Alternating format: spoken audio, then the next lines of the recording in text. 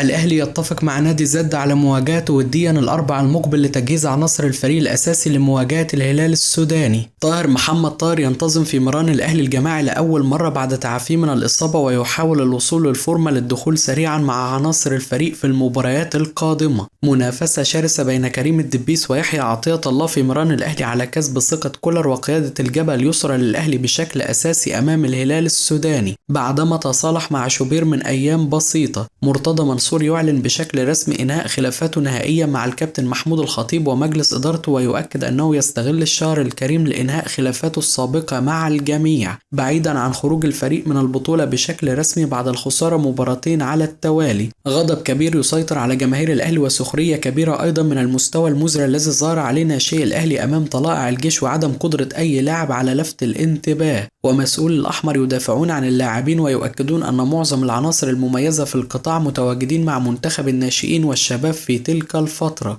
محمد فضل ينتقد بشدة قرار مارسيل كولر في الاعتماد بشكل كامل على عناصر 2005 في مباريات كأس الرابطة وإحراجه للاعبين، ويؤكد أنه لم يظهر أي لاعب بمستوى طيب سوى حسام عادل فقط، لكنه يحتاج إلى إنقاص وزنه لكي يظهر بشكل مثالي.